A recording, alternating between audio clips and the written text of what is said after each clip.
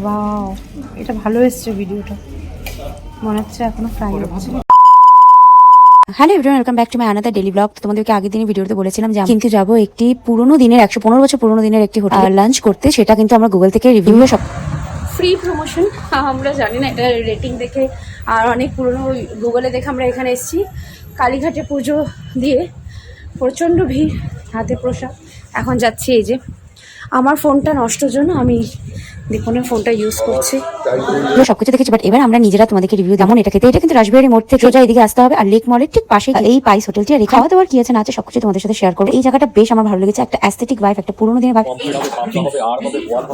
চিংড়ি মাছের মালাইকারি কপিস থাকে একটা প্লেটে, মেনু কার্ড নেই।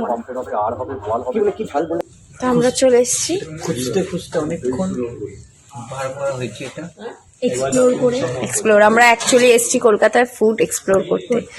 তো ওল্ড হেরিটেজ ফুড অনেক দিন ধরে, মানে দীপনা মাথা কাছে। লাস্ট ইয়ারও আসছিলাম, এই লাস্ট ইয়ারও ফেব্রুয়ারি মাসে, এই যে ওই তখন ওই গলি কি বলে লেকার্স এসেছি শুধু বেঙ্গলি অথেন্টিক ফুড খেতে।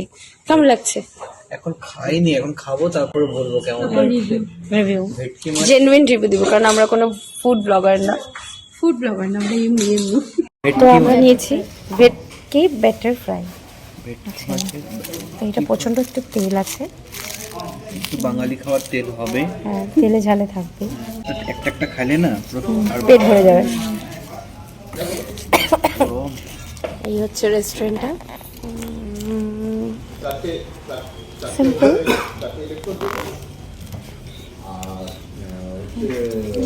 কেমন মানে লেবুটা কিন্তু সুন্দর স্মেল না? গন্ধরাজ লেবু। ব্যাটারটা পুরো একদম সুন্দরভাবে এসে করা।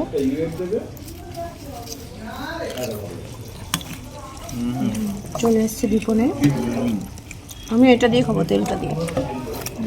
আর আমার ক্র্যাব আর চিংড়ি মাছের মালাইকারি।